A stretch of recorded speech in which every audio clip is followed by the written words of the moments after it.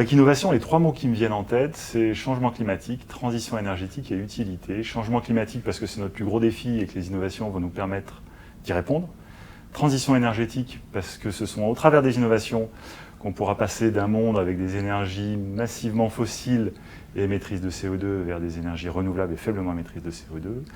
Et utilité parce que les innovations se doivent de rencontrer un public, des clients, des utilisateurs et leur apporter un service, leur être utile.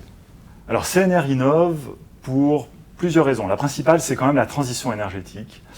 Historiquement, CNR produit de l'électricité renouvelable, d'abord avec l'hydroélectricité grâce au Rhône, ensuite avec l'éolien et après avec le photovoltaïque.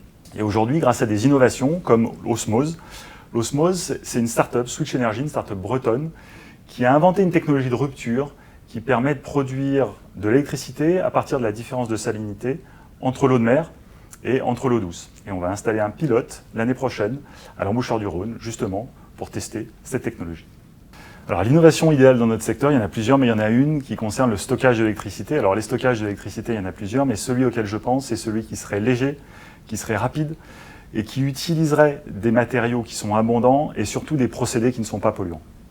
Si je peux donner 3 conseils aux entreprises pour réussir leur innovation, la première, ça serait d'avoir un sponsor. La seconde, ça serait de penser impact. Et la dernière, ce serait la pugnacité.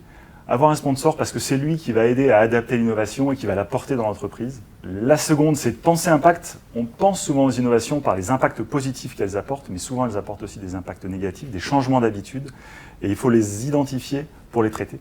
Et la dernière, c'est la pugnacité, justement parce que une innovation percute des habitudes, percute des processus d'entreprise, percute des organisations, et il faut faire preuve de cette pugnacité pour réussir à faire éclore et développer cette innovation.